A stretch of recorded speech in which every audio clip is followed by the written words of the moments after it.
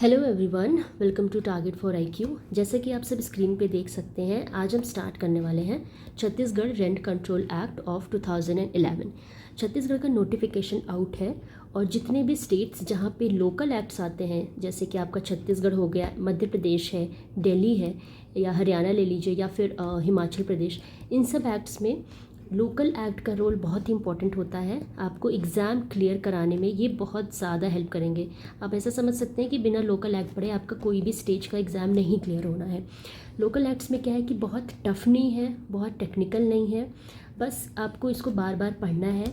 ऐसा होता है ना कि हम जो हमारा मेजर एक्ट का पार्ट होता है उस पर ज़्यादा फोकस करते हैं और लोकल एक्ट को बिल्कुल इग्नोर कर देते हैं। तो ऐसा आपने नहीं करना है। एग्ज़ाम होने में अभी टाइम है, तो अब आप अभी से अगर कुछ नहीं करना, सिर्फ अगर वीडियोज़ ही फॉलो करते रहेंगे, और मैं आपको स्क्रीन पे यहाँ पे पढ़ा रही हूँ, बेयर एक्ट के साथ पढ़ाऊँगी, आप भी साथ साथ अगर बेयर एक्ट रखेंगे, थोड़ा थोड़ा भी पढ़ते चलेंगे, तो यकीन मानिए एग्ज़ाम की डेट जब पास आएगी तब तक आपकी प्रिपरेशन काफ़ी अच्छी हो चुकी रहेगी। ठीक है, तो इसी कोशिश के साथ स्टार्ट करते हैं छत्तीसगढ़ रेंट कंट्रोल एक्ट। बहुत आसान सा एक्ट है, ज़्यादा इसमें कुछ है नहीं, बहुत टेक्निकल भी नहीं है, थोड़ी बहुत टेक्निकलिटीज़ है, वो आपको हम लेक्चर में बता देंगे।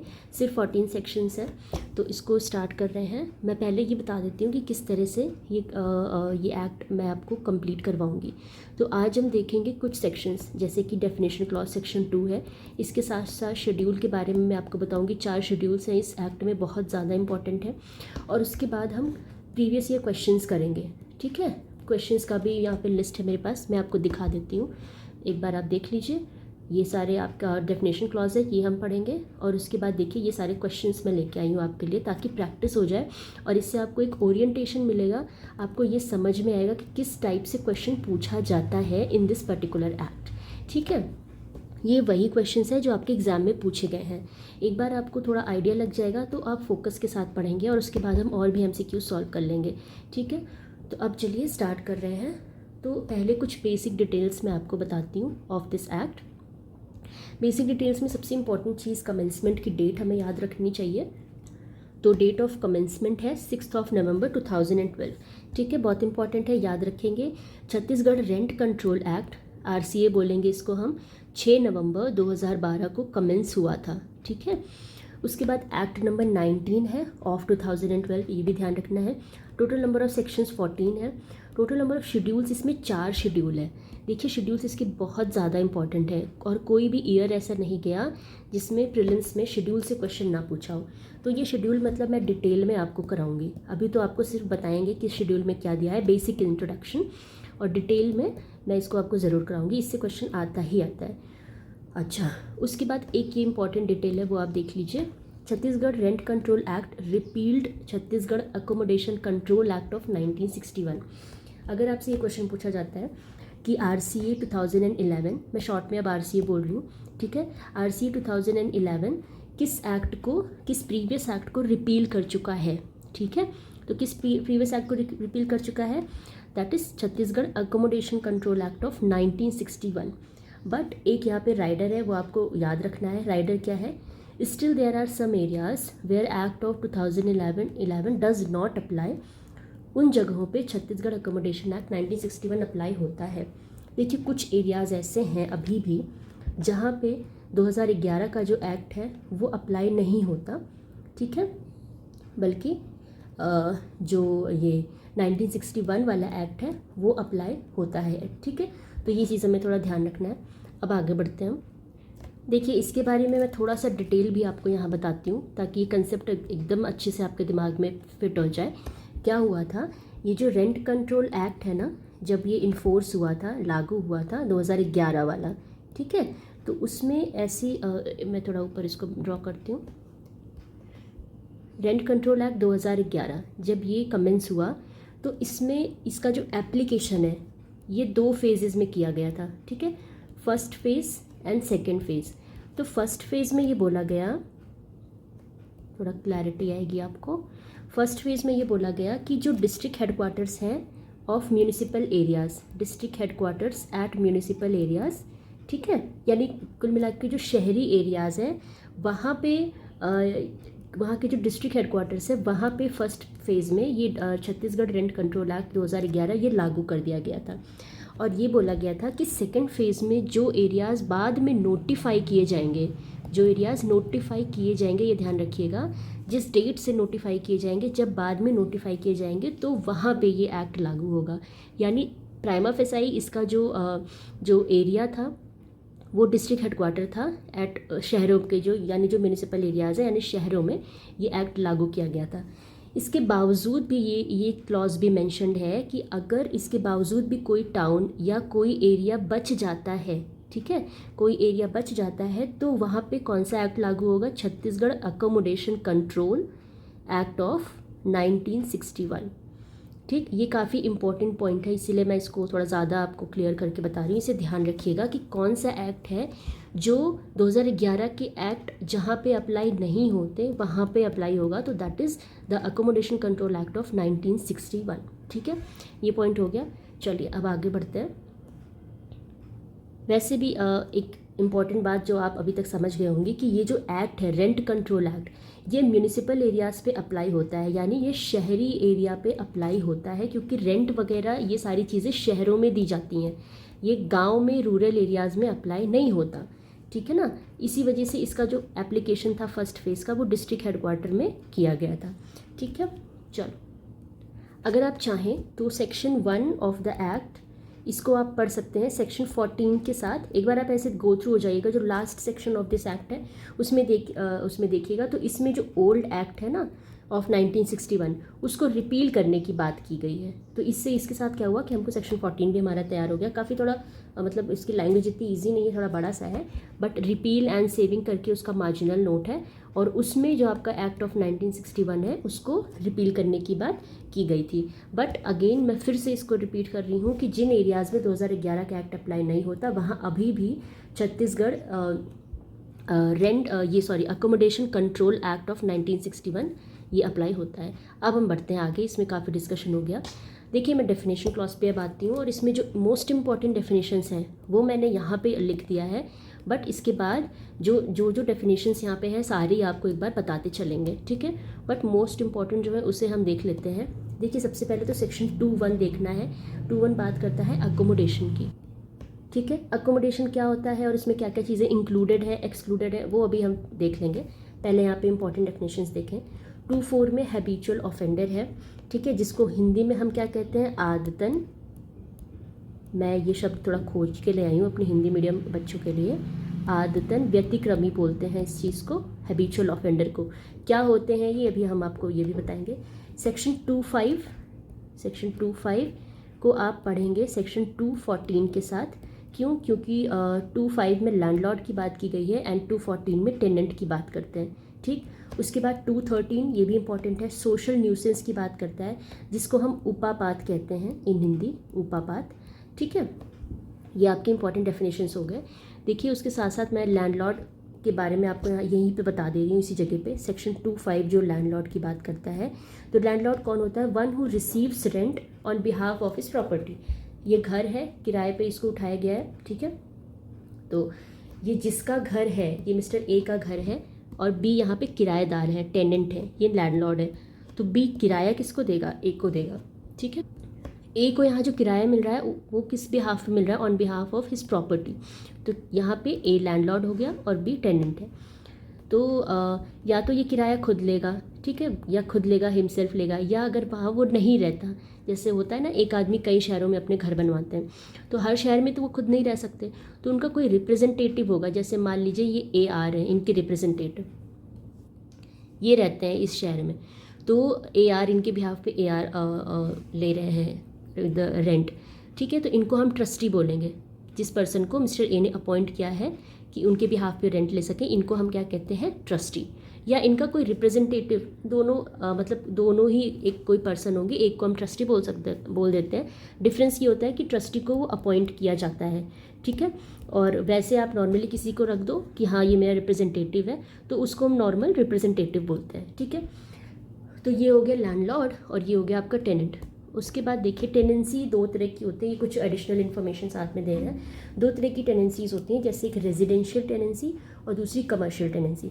रेजिडेंशियल मतलब वही सिंपल सी चीज़ जो हम सब जानते हैं कि एक घर लिया है, घर में कुछ रूम्स हैं, तो एक रूम किराए पे उठा है रहने के लिए, वहाँ पे फैमिलीज़ रहती हैं, तो वो रेजिडेंशियल हो गया।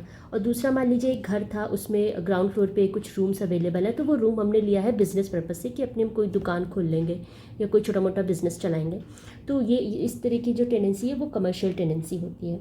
ठीक, इसमें मैं आपको एक पॉइंट यहीं पे बता देती हूँ, आगे आएगा तो वो फिर से रिपीट करेंगे, अभी याद आ रहा है तो बताते हैं।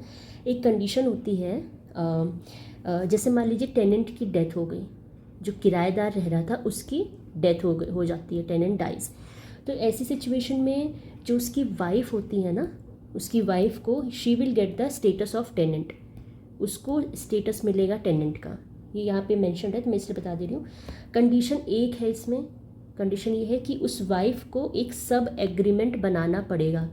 वाइफ को क्या बनाना पड़ेगा? एक sub agreement on this behalf कि now she is the tenant, जिसको हम उपकरारनामा भी बोलते हैं, तो वो वाइफ को बनाना पड़ेगा, उसके बाद वो टेनेंट की पोजीशन पे आ जाएगी। ठीक है, उसके बाद एक और इन्फॉर्मेशन आपके पास, जैसे कोई मकान हो, जो भी मकान है जिसको हमने लीज पे दिया हुआ है टेनेंट को, तो उसमें जो एमिनिटीज़ हैं वो इन्वॉल्व नहीं होती हैं। ये सब आपको बेयर एक्ट में मिलेगा, मैं पहले से बता रही हूँ ताकि ईजी हो जाए। अभी बेयर एक्ट खोलने की ज़रूरत नहीं है, सब एक बार सुन लीजिए, उसके बाद आप ओपन करिएगा बेयर एक्ट। उसमें जो एमिनिटीज़ मतलब जैसे इलेक्ट्रिसिटी हो गया, वाटर हो गया, सोलर पैनल एक्सेट्रा, ये सारी चीज़ें हैं। तो अगर हम लीज पे इस मकान को देते हैं तो उसमें एमिनिटीज़ इन्वॉल्व नहीं होती हैं, ये ध्यान रखना है हमको।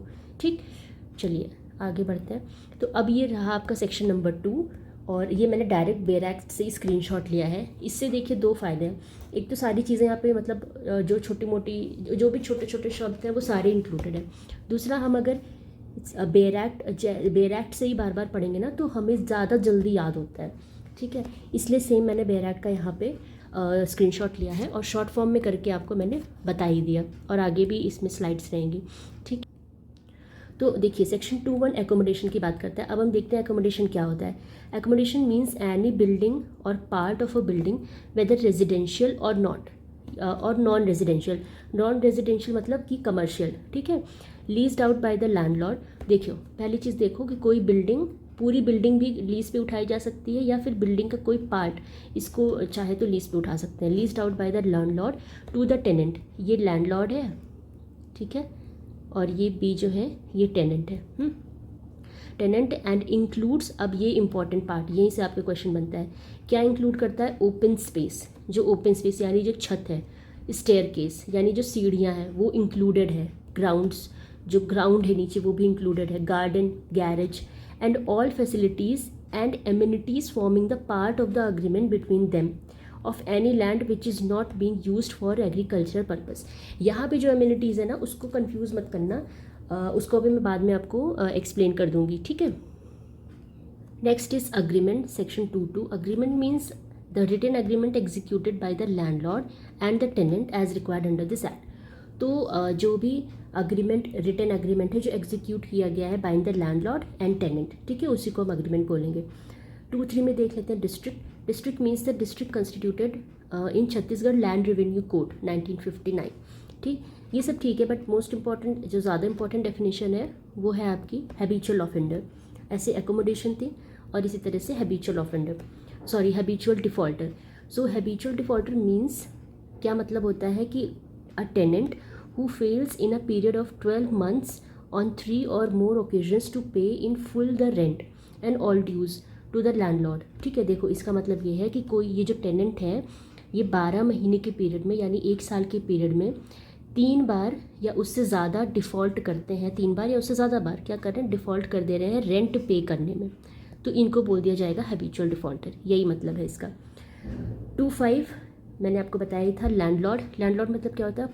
अ person who for the time being is receiving or is entitled to receive the rent of any accommodation whether on his own account or on account of or on behalf of the benefit. Behalf का मतलब यही है trustee या फिर उसका representative, ठीक है। देखो यहाँ पे लिखा है ना, पर्सन और एज अ ट्रस्टी, गार्जियन और receiver for any other person. ये सारे यहाँ पे इंटाइटलमेंट्स के नाम है, पर्सन्स के नाम है। बाकी बेसिक आपको ये समझना है कि लैंडलॉर्ड वो पर्सन होता है जो रेंट लेता है फ्रॉम द टेनेंट। उसके बाद देखते हैं 6 म्यूनिसिपल एरिया। इसका मतलब क्या होता है? Municipal means the municipal area or nagar panchayat area is defined under the Chhattisgarh municipal corporation act of 1956 or या फिर छत्तीसगढ़ म्यूनिसिपैलिटीज़ एक्ट ऑफ 1961। तो ये डेफिनेशंस बस आप देख लेंगे तो काम चल जाएगा। इंपॉर्टेंट डेफिनेशंस यही सब है। लैंडलॉर्ड और नोटिफिकेशन भी ठीक है, मतलब not that important. Refers to relevant notification of the government as publish in the official gazette. Old act का मतलब वही है, Chhattisgarh accommodation control act of 1961। ठीक है, ओके।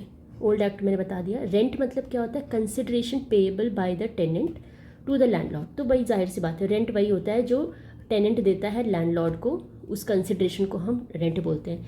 रेंट कंट्रोलर, ये इंपॉर्टेंट डेफिनेशन है आपकी, मैं मार्क करती हूँ यहाँ पे। Rent control is one of the important definitions. इसका मतलब होता है official so appointed under section 7 subsection 1। ये किसकी बात करता है? आपके रेंट कंट्रोलर की। देखो एक चीज़ बताते हैं, रेंट कंट्रोलर को कौन अपॉइंट करता है, यहीं पे हम देखते हुए चल, ये हमारे लिए इजी हो जाएगा। तो देखिए सेक्शन 7 सबसेक्शन 1 में दिया हुआ है कि जो स्टेट गवर्नमेंट है वो अपॉइंट करती है किसी भी पर्सन को एज अ रेंट कंट्रोलर। इनकी जो रैंक है ये बहुत इंपॉर्टेंट है, इनकी जो रैंक है वो डिप्टी कलेक्टर जो होते हैं उससे नीचे की नहीं होनी चाहिए, उससे ऊपर का ही कोई पर्सन होगा जिसको अपॉइंट किया जाएगा एज अ रेंट कंट्रोलर। ठीक है, और उसके बाद सबसेक्शन 2 देख लेते हैं। ये अभी जो आपकी अपील वगैरह वाली चीज़ में आएगी तो उसमें काफ़ी इंपॉर्टेंट है। सबसेक्शन 2 ऑफ सेक्शन 7, जिसमें ये बताता है कि जो रेंट कंट्रोलर होता है वो सबॉर्डिनेट होता है, किसके सबॉर्डिनेट होता है? To the rent control tribunal. यानी रेंट कंट्रोल ट्रिब्यूनल पहले है और उसके नीचे रेंट कंट्रोलर है आपका। इंपॉर्टेंट पॉइंट क्या है कि रेंट कंट्रोलर को कौन अपॉइंट करता है? State government. इनकी रैंक क्या होती है कि डिप्टी कलेक्टर जो होते हैं इसके नीचे नहीं होना चाहिए, इनके ऊपर के कोई अधिकारी होते हैं जिनको बनाया जाता है रेंट कंट्रोलर। ठीक है, नेक्स्ट देखते हैं, ये इंपॉर्टेंट था, रेंट कंट्रोल ट्रिब्यूनल। ये भी बहुत इंपॉर्टेंट है। रेंट कंट्रोल ट्रिब्यूनल कहाँ दिया हुआ है? सेक्शन 6 में। और इसमें भी कुछ इंपॉर्टेंट पॉइंट्स देख लेते हैं, बाकी हम डिटेल में तो आगे पढ़ेंगे। तो इसमें भी देखिए क्या है कि जो स्टेट गवर्नमेंट है वो 30 दिन के अंदर, जब ये एक्ट आया था तो उसके 30 दिन के अंदर उनको कंस्टिट्यूट करना था रेंट कंट्रोल ट्रिब्यूनल। यही चीज़ दिया हुआ है आपके सबसेक्शन 1 ऑफ सेक्शन 6 में। ठीक है, जो उसमें ये भी चीज़ें हैं कि जो रेगुलेट करेगा things relating to rent etcetera. तो ये बहुत कॉमन सेंस वाली बात भी है। ठीक है, किस आर्टिकल का यहाँ पे मेंशन है? तो आर्टिकल 323 बी ऑफ कॉन्स्टिट्यूशन। ठीक है, इसके अलावा इसमें 5 सबसेक्शंस हैं तो वो हम बाद में देखेंगे, अभी इतनी ज़रूरत नहीं है उसमें। बस एक चीज़ देख लेते हैं, चेयरमैन के बारे में यहीं पे देख लेते हैं। ठीक है, तो जो चेयरमैन होता है रेंट कंट्रोल ट्रिब्यूनल का, पहले तो इसके बारे में कहाँ दिया हुआ है? सबसेक्शन 6(2) में दिया हुआ है। और स्टेट गवर्नमेंट अपॉइंट करती है but in consultation with the high court.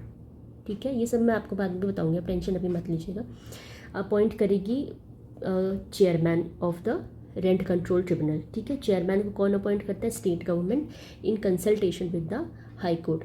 इनकी रैंक भी है कि इनकी रैंक जो होती है वो डिस्ट्रिक्ट जज से नीचे नहीं होनी चाहिए। यहाँ पे जिस टर्म यूज है दैट इज़ डिस्ट्रिक्ट जज not below the rank of super time scale. ठीक है, और वो ऐसे लोग जो डिस्ट्रिक्ट जज से नीचे के नहीं हैं उससे ऊपर के होने चाहिए, they are eligible to be a chairman. तो ये हो गया आपका, काफ़ी इंपॉर्टेंट रहा rent controller and rent control tribunal. ठीक है, अब देखते हैं नेक्स्ट रिपील्ड एक्ट। ये सब मतलब वही है 1961 का एक्ट। सोशल न्यूसेंस, ये इंपॉर्टेंट है, उपापाद जिसे बोलते हैं। आपको बेसिकली ये ध्यान रखना है सोशल न्यूसेंस कहाँ दिया हुआ है।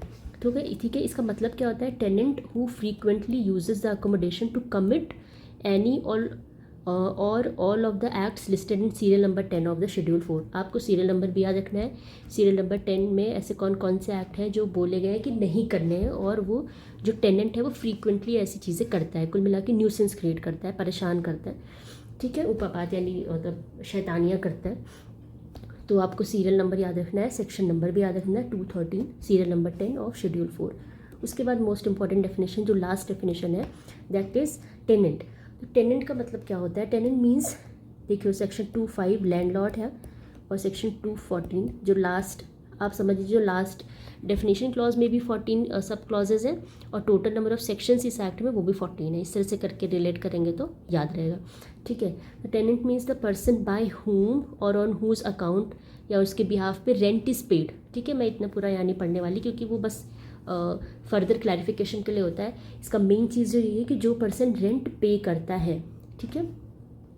और दूसरा क्या है, in the event of death of the person referred in sub clause 1, ये मैंने आपको अभी पीछे बताया था कि जो उसकी वाइफ होती है, देखो, इन case of accommodation let out for residential purpose, यहीं से हमें ये समझ में आया कि जो एकोमोडेशन है वो दो पर्पसेस के लिए लेट किए जाते हैं, एक रेजिडेंशियल पर्पस के लिए, दूसरा कमर्शियल या बिजनेस पर्पस के लिए। तो हिज सर्वाइविंग स्पाउस, जैसे हस्बैंड की डेथ हो गई तो उसकी जो वाइफ है वो टेनेंट की तरह कंसिडर की जाएगी, उसका सन, डॉटर, मदर या फादर, ठीक है, अप टू हिज डेथ। और in case of accommodation let out for commercial business purpose, again same चीज़ है, उनकी वाइफ या फिर सन, डॉटर या मदर या फिर फादर, ठीक है। इसमें जो कंडीशन थी आई गेस वो वाला यहाँ पे मिस हो गया, बट बेयर एक्ट में आप देखिए आपको मिल जाएगा। और आगे भी मैं अभी आपको मतलब स्क्रीनशॉट लेके ऐड कर दूंगी कि उनको एक सब एग्रीमेंट बनाना पड़ता है, उसके बाद ये जो भी लोग हैं ये सारे एज अ टेनेंट कंसिडर किए जाएंगे, ठीक है। तो अब हम आगे बढ़ते हैं। उसके साथ में एक चीज़ आपको और बताना चाहूँगी यहाँ पे, अब हमारे क्वेश्चन से स्टार्ट होंगे, बट उससे पहले जो इन्फॉर्मेशन मुझे आपको देनी है वो ये है, एक चीज़ ध्यान रखिए, जो रेंट कंट्रोलर है, ये मैं चाहती हूँ कि आज आप पहले लेक्चर में आपको दिमाग में ये चीज़ क्लियर हो जाए। 3 लोग हैं यहाँ पे, फर्स्ट इज़ रेंट कंट्रोलर, दूसरा है रेंट कंट्रोल ट्रिब्यूनल RCT, ठीक है, and third one is supreme court. ये आपको बिल्कुल ध्यान रखना है। मैं इस समय बात कर रही हूँ सेक्शन नंबर 13 की, सेक्शन नंबर 13 की बात चल रही है। इसमें आपको ये देखना है, ये बस इतना ध्यान रखना है कि रेंट कंट्रोलर की जो अपील है वो RCT जाएगी, ठीक। सेक्शन 13 इन सब चीज़ों के बारे में बताता है। प्रोसीजर के बारे में सेक्शन 10 में, अभी ज़्यादा सेक्शंस मैं नहीं बता रही हूँ कि आप कंफ्यूज हो जाए, बस एक बेसिक चीज़ जानिए, रेंट कंट्रोलर की अपील RCT में जाती है और RCT की जो अपील है वो सुप्रीम कोर्ट में जाएगी डायरेक्ट। ये चीज़ आपको ध्यान रखना है, ये क्वेश्चन भी कई बार आया है, ठीक है। तो फिर से जो रेंट कंट्रोलर है इनकी जो अपील है वो RCT में जाएगी, रेंट कंट्रोल ट्रिब्यूनल, और इनकी जो अपील है वो कहाँ जाएगी, टू द सुप्रीम कोर्ट। ये चीज़ हो गया, ठीक है। तो अब आगे क्वेश्चंस करते हैं। उससे पहले एक चीज़ और मैं आपको शेड्यूल भी बता देती हूँ क्योंकि ये बेसिक इंट्रोडक्शन है। तो शेड्यूल के बारे में जो मुझे आपको इम्पॉर्टेंट चीज़ बतानी है वो ऐसे है, देखिए 4 शेड्यूल्स हैं, ठीक है, बहुत इंपॉर्टेंट है, इसे ध्यान देंगे, इससे बहुत सारे क्वेश्चंस बनते हैं, डायरेक्ट क्वेश्चंस आपके बनेंगे। 4 शेड्यूल्स में देखिए आप ऐसे करके याद कर सकते हैं, मैं 2 तरीका आपको बता देती हूँ। एक शेड्यूल तो ऐसा है जो टेनेंट से डील करता है, ठीक है, और टेनेंट, और दूसरा शेड्यूल है जो आपके लैंडलॉर्ड से डील करता है। टेनेंट्स के कुछ राइट्स होंगे, टेनेंट्स के कुछ ऑब्लिगेशंस होंगे, हो गया। लैंडलॉर्ड के कुछ राइट्स होंगे, लैंडलॉर्ड के कुछ ऑब्लिगेशंस होंगे। टेनेंट की राइट्स की बात कहाँ पे होती है, शेड्यूल 1, ठीक। टेनेंट की ऑब्लिगेशन की बात कहाँ पे हो रही है, शेड्यूल 4। लैंडलॉर्ड के राइट्स की बात कहाँ पे होती है, शेड्यूल 2, और लैंडलॉर्ड की ऑब्लिगेशंस की बात कहाँ पे हो रही है, शेड्यूल 3। तो आप इस तरह से इसको याद रख सकते हैं, या आप ऐसे भी याद रख सकते हैं कि एक कॉलम रख लीजिए राइट्स का, राइट्स में 2 लोगों के राइट्स हैं, एक तो टेनेंट के राइट्स, दूसरा लैंडलॉर्ड के राइट्स। तो टेनेंट के राइट 1 में है, शेड्यूल 1, और लैंडलॉर्ड के राइट कहाँ पे है, 2, ऐसे हो गया। दूसरा आप रख लीजिए ऑब्लिगेशन वाला पार्ट। ऑब्लिगेशन में क्या है, टेनेंट के ऑब्लिगेशंस और लैंडलॉर्ड के ऑब्लिगेशंस। तो टेनेंट के ऑब्लिगेशन कहाँ पे है, शेड्यूल 4 में, और लैंडलॉर्ड के ऑब्लिगेशन कहाँ पे है, शेड्यूल 3 में। तो कुछ इस तरह से करके आपको याद हो जाएगा, 1 2 4 3, ऐसे करके याद कर लीजिए, ठीक है ना। या आप ऐसे भी याद कर सकते हैं, टेनेंट के राइट्स 1, टेनेंट के ऑब्लिगेशंस 4, लैंडलॉर्ड के राइट्स 2, लैंडलॉर्ड के ऑब्लिगेशंस 3, 1 4 2 3, ठीक है। तो ये हो गया, ये काफ़ी इंपॉर्टेंट है, इससे आपके बहुत सारे क्वेश्चंस आपको हर साल ही दिखेंगे। अब स्टार्ट करते हैं MCQs। तो फर्स्ट क्वेश्चन ऐसे है, the rent controller shall not below the rank of, किस सेक्शन की बात कर रहा है, सेक्शन नंबर 7। मैं आपको भी पीछे ही बताई, सेक्शन नंबर 7 के सब सेक्शन 1 में ये बात करता है कि जो रेंट कंट्रोलर है, ठीक है, रेंट कंट्रोलर, अच्छा रेंट कंट्रोलर कहाँ पे डिफाइंड है, सेक्शन नंबर 2 के 10 में, और 211 में क्या है, RCT। साथ साथ रिवाइज करते चलेंगे तो याद रहेगा हमको। और तो पहली चीज़ तो ये ध्यान रखनी है कि जो रेंट कंट्रोलर है उनको कौन अपॉइंट करता है, स्टेट गवर्नमेंट अपॉइंट करती है, ठीक है। बट इनका जो रैंक है ये डिप्टी कलेक्टर से बिलो नहीं होने चाहिए। इसका करेक्ट आंसर सी होगा, डिप्टी कलेक्टर से बिलो नहीं होने चाहिए। इसके ऊपर के जो भी ऑफिसर्स होंगे उनमें से किसी एक को रेंट कंट्रोलर बनाया जा सकता है, ठीक है। और सबसेक्शन 2(7) का सबसेक्शन 2 यही सेक्शन हमें बताता है कि RCT जो है वो ऊपर है और रेंट कंट्रोलर उसके नीचे है, ठीक है ना। तो चलिए यहाँ पे हमें क्या क्या ध्यान हो गया, रेंट कंट्रोलर 2(10) में है, RCT 2(11), और कहाँ पे ये चीज़ दी हुई है, ये क्वेश्चन आपके सेक्शन नंबर 7 से था कि पहले एडिशनल इन्फॉर्मेशन कि स्टेट गवर्नमेंट अपॉइंट करेगी रेंट कंट्रोलर को और उनकी रैंक जो है डिप्टी कलेक्टर से नीचे की नहीं होनी चाहिए, ठीक है। नेक्स्ट क्वेश्चन देखते हैं। देखिए यह शेड्यूल से क्वेश्चन आ गया, the right available to a tenant under the Chhattisgarh rent control act, यानी ये राइट्स ऑफ टेनेंट की बात कर रहे हैं। तो ये आपका पहला ही शेड्यूल है ना। शेड्यूल 1 टेनेंट्स के राइट की बात करता है। नेक्स्ट देखते हैं क्वेश्चन नंबर 3, जैसे क्वेश्चन नंबर 50 यहाँ पे है, विच of the following sections of the Chhattisgarh rent control act defines habitual defaulter. Habitual defaulter आपका कहाँ है, सेक्शन नंबर 2(4). अच्छा साथ साथ ये भी देख लेते हैं, 2(1) में क्या है, एकोमोडेशन था, 2(3) में डिस्ट्रिक्ट है, not that important but revise कर लेते हैं, 2(4) में आपका हैबिचुअल डिफॉल्टर है, और 2(5) लैंडलॉर्ड, ये तो इंपॉर्टेंट है। 2(14) क्या था आपका, टेनेंट, ठीक है। लैंडलॉर्ड के साथ टेनेंट हमेशा पढ़िए तो कभी आपसे गलती नहीं होगी। 2(5) लैंडलॉर्ड, 2(14) टेनेंट। नेक्स्ट क्वेश्चन देखेंगे, विच of the following is compulsorily registrable. अच्छा ये रजिस्ट्रेशन एक्ट का क्वेश्चन है, इसको छोड़ देते हैं, अभी हम सिर्फ रेंट कंट्रोल का देखेंगे। Okay, section 214 of the Chhattisgarh rent control act, ये किससे रिलेटेड है, टेनेंट। देखिए अब क्वेश्चन सारे आपको आसान लग रहे होंगे, पढ़ने का तरीका सही रखिए, सब कुछ आसान रहेगा। Constitution of the rent control tribunal, अच्छा ये डायरेक्ट सेक्शन से क्वेश्चन है कि ये सेक्शन मैंने आपको आई गेस डेफिनेशन क्लॉज में इंट्रोड्यूस करवाया है, बताया है, डिटेल में नहीं बताया है। क्वेश्चन क्या है, constitution of the rent control tribunal, RCT का जो कॉन्स्टिट्यूशन है यानी गठन है वो किस सेक्शन में दिया है, तो ये दिया हुआ है आपके सेक्शन नंबर 6 में, ठीक। सेक्शन नंबर 5 किस चीज़ की बात करता है, something rules to be agreed करके है, वो सेक्शन नंबर 5 की बात है। Section number 3 non obstante clause है आपका, वो भी जब देखेंगे तब मैं आपको बता दूंगी। और इसी तरह सेक्शन नंबर 4 भी है, नॉट दैट इंपॉर्टेंट। इन तीनों में सबसे इंपॉर्टेंट सेक्शन ये है सेक्शन नंबर 6 जो कि RCT के कॉन्स्टिट्यूशन की बात करता है। अच्छा सेक्शन 7 हमने अभी पढ़ा, तो सेक्शन 7 क्या था, establishment of rent controller, establishment of rent controller, और रेंट कंट्रोल ट्रिब्यूनल के इस्टेब्लिशमेंट कॉन्स्टिट्यूशन की बात कौन करता है, सेक्शन नंबर 6। अब नेक्स्ट देखते हैं, powers and functions of the rent control tribunal does not include, ये तो मतलब अभी इस क्वेश्चन को छोड़ देते हैं, बिल्कुल भी इसको नहीं देखा है, कोई फ़ायदा नहीं इसको पढ़ने का। नेक्स्ट क्वेश्चन पे जंप करेंगे, the rent controller shall execute the order through one of the more than one modes. इसमें भी आंसर आपको दिख रहा है, ठीक है देख सकते हैं, बट मैं चाहूँगी कि ये क्वेश्चन हम तब डील करें जब हम इस चीज़ को पढ़ चुके हैं कि कैसे एग्जीक्यूट किया जाता है, अभी उस सेक्शन पे नहीं आए हैं। ओके, फिर सेक्शन 12 है, हाँ ये सेक्शन मैं आपको बताना थोड़ा मिस कर गई कि जो शेड्यूल है ना, चारों शेड्यूल, ये शेड्यूल सेक्शन 12 में ही गिवन है, तो ये यहाँ पे ये क्वेश्चन आज किया जा सकता है। इसमें rights and obligations of landlords and tenants, इन दोनों के मार्जिनल नोट ये है सेक्शन 12, और सेक्शन 12 में ही आपके चारों शेड्यूल के बारे में बताया गया है कि 4 शेड्यूल इस एक्ट में कंस्टिट्यूटेड है, ठीक है।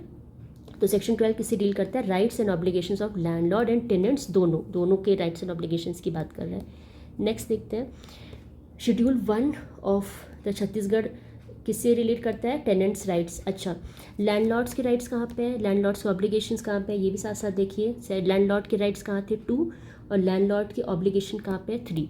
लैंडलॉर्ड वाला देखिए आसान है ज़्यादा याद करना, लैंडलॉर्ड से रिलेटेड शेड्यूल 2, 3 ऐसे कर लो, राइट्स ऑब्लिगेशंस, ये दोनों याद हो गए तो फिर आपको फिर टेनेंट वाला याद करने में दिक्कत नहीं होगी। शेड्यूल 1 टेनेंट्स के राइट्स की बात करता ही है, तो शेड्यूल 4 टेनेंट की ऑब्लिगेशन की बात कर रहा है, इस तरह से करके याद हो जाएगा।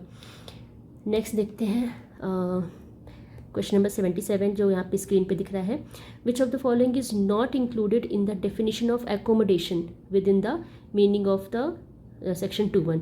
सेक्शन 2(1) हमने देख लिया था, इसमें क्या क्या इंक्लूडेड नहीं है, तो सेक्शन अकोमोडेशन में क्या क्या चीज़ें थी हम एक बार फिर से आपको दिखाते हैं, वेट अ मिनट।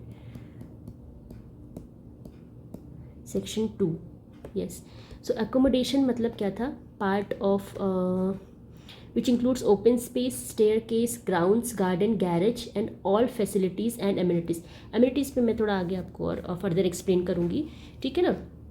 अभी यहाँ पे ध्यान देते हैं इसको। Open space, staircase, grounds, garden, garage and all facilities and amenities forming part of the agreement between them, यानी बिटवीन लैंडलॉर्ड एंड टेनेंट। ठीक, ऑप्शंस देखते हैं क्या क्या दिया हुआ है। Okay, so which of the following is not included? Garden, open space, agriculture and garage. देखिए यहाँ से बन गया, एग्रीकल्चर लैंड को इन्होंने एक्सक्लूड किया था, तो यहाँ पे सी, यहाँ पर 3 करेक्ट ऑप्शन हो जाएगा। गार्डन, ओपन स्पेस, गैरेज, ये सब चीज़ें इंक्लूडेड थी, और क्वेश्चन ये पूछ रहा है कि कौन सा इंक्लूडेड नहीं है, नॉट इंक्लूडेड। राइट आंसर क्या हो जाएगा? Agriculture land.